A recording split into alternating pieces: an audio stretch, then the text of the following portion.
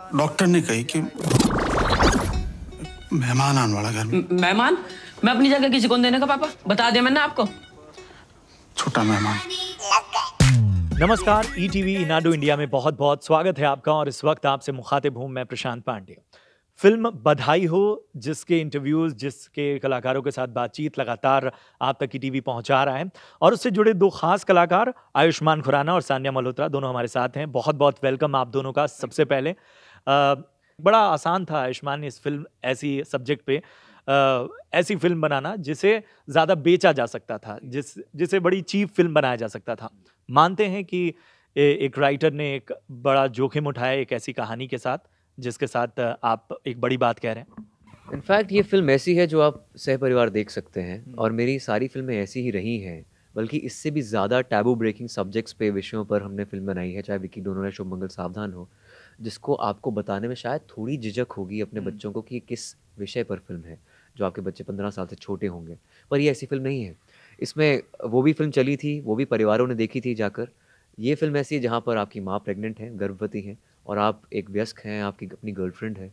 उसके बावजूद आप मतलब उसके रहते आप खुद एम्बैरेस्ड हैं कि आप कैसे सिचुएशन को फेस करें। तो इसको देखकर लोगों को मज़ा ही आएगा, और बहुत ही क्लीन पारिवारिक फिल्म है, आप सहपरिवार जा सकते हैं देखने। ये कहानी आई और जब सारी चीज़ें ट्रेलर और टीज़र के ज़रिए आ रहा था, सबसे बड़ी चीज़ ये थी कि इसके बारे में सब लोग अच्छा ही बोल रहे थे। जो लोग ट्रेलर, अक्सर होता है कि ट्रेलर को लेके रहता है कि ये फिल्म का सब्जेक्ट कुछ लोगों को पसंद आ रहा है, नहीं आ रहा है, लेकिन इस फिल्म के साथ ऐसा नहीं हुआ। हर जगह फिल्म के ट्रेलर को इतना पसंद किया गया, लोगों ने इसके बारे में बात की।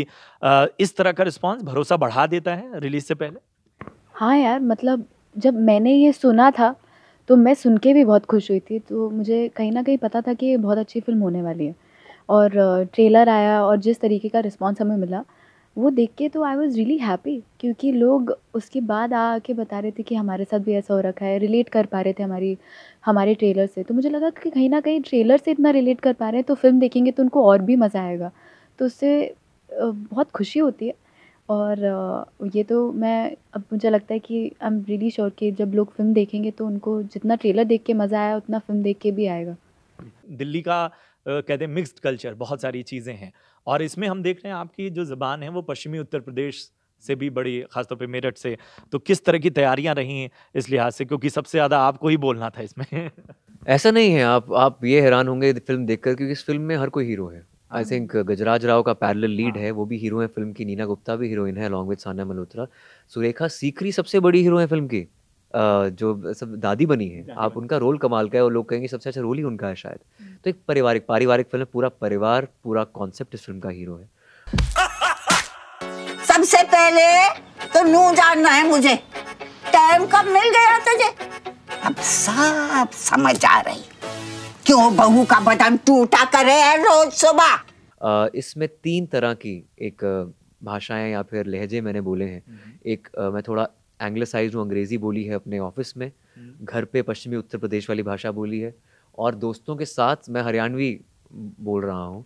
तो ये एक मौका मिला है इस फिल्म में एक्सप्लोर करने का, क्योंकि ये मेरी तीसरी फिल्म है दिल्ली में, और चैलेंज हमेशा आपके लिए ये रहेगा कि आप किस तरह अलग करेंगे एक किरदार दिल्ली में रहते हुए, और इस सब्जेक्ट की फिल्म, मतलब उस तरह की फिल्म करते हुए जो मैं पहले भी कर चुका हूँ। तो ये चैलेंज था कि ये भाषा के ज़रिए हमने इसको तोड़ा शायद। हमेशा हो जाता है नए कलाकारों के साथ कि अब ये ऐसे दिग्गज लोग हैं जिनके साथ आपको रिएक्ट करना है। तो पहला दिन क्या कुछ था, और क्या पहले से कुछ दिमाग में चल रहा था कि ऐसे मंझे हुए कलाकारों के सामने आप होंगी? जब मुझे पता चला नीना जी और गजराज जी, तो मैं बहुत खुश हुई, क्योंकि वो दोनों ही बहुत अच्छे एक्टर्स हैं, तो हम जानते हैं। मेरा पहला दिन भी नीना जी और गजराज जी के साथ था, तो मैं थोड़ी बहुत नर्वस थी।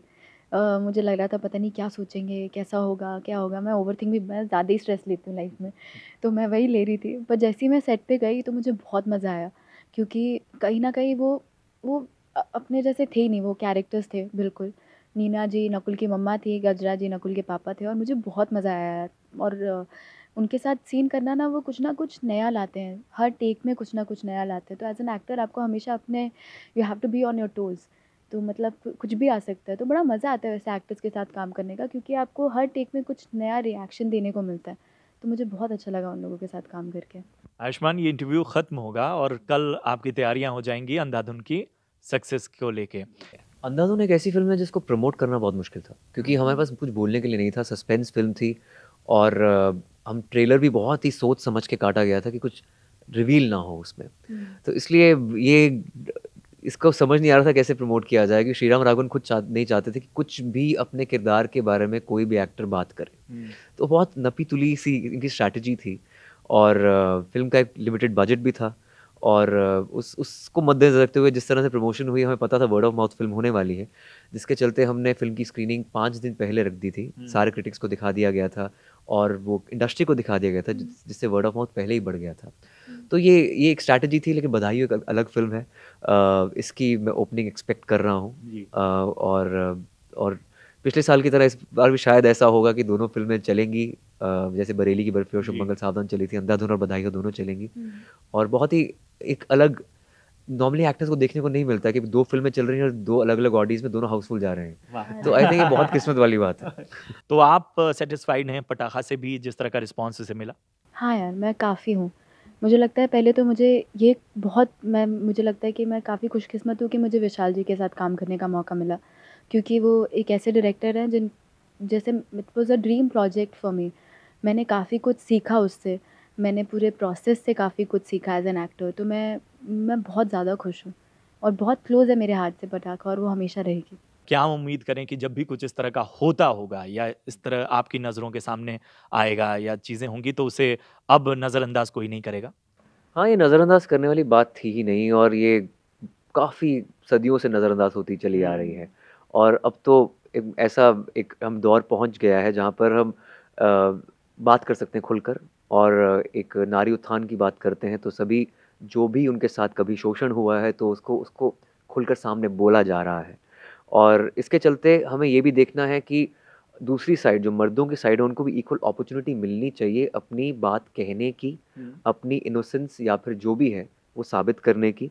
लेकिन ये जो विमेन हैरेसमेंट होती है, ये किसी भी ऑर्गेनाइजेशन में नहीं होनी चाहिए और बहुत आपको आई थिंक अंदर से बहुत करेज चाहिए होता है अपनी बात कहने के लिए। और वो बात सामने आ रही है और बहुत अच्छी बात है कि 2018 हो चुका है और ये होना ही चाहिए।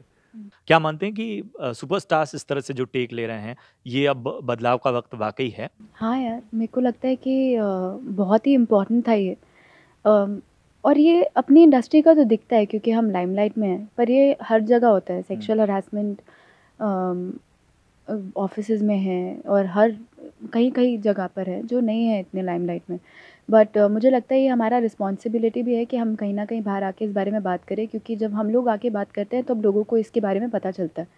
और बहुत ज़्यादा करेज चाहिए होता है, जिस पे बीती होती है तो हम बहुत ईज़िली जज कर लेते हैं कि इतने टाइम बाद क्यों आए या अभी क्यों, इतनी देर से क्यों आए, पर बहुत करेज चाहिए होता है इस बारे में बाहर आके बात करना। और आई एम वेरी ग्लैड कि औरतें ये कर पा रही हैं, लोग ये कर पा रहे हैं कि अब उनको मौका मिला है कि जो उनके साथ हुआ है वो उसके बारे में बात कर रही हैं, और ये हमारी रिस्पॉन्सिबिलिटी कि हम उनको सुनें और उनको सपोर्ट करें। चलिए, चलते-चलते आखिरी सवाल वही कि आने वाले वक़्त में क्या कुछ आपके हक़ से देखने वाले हैं? सरप्राइज़ेज़ हमेशा आपके हक़ से मिलता है। आने वाले वक्त में अभी अनाउंसमेंट्स होनी है मेरी कि मैं क्या करने वाला हूँ अगला। लेकिन हाँ, एक फ़िल्म शूट करूँगा नवंबर में and will be announced very soon. चलिए, सान्या आप बताएँ?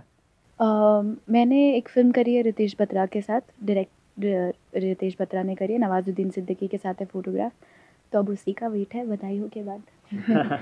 चलिए, बहुत अच्छा लगा आप दोनों से बातचीत करके। उम्मीद करते हैं पर्दे पर ये तस्वीर बेहतर और बेहतरीन हो। हमसे बातचीत करने का बहुत-बहुत शुक्रिया।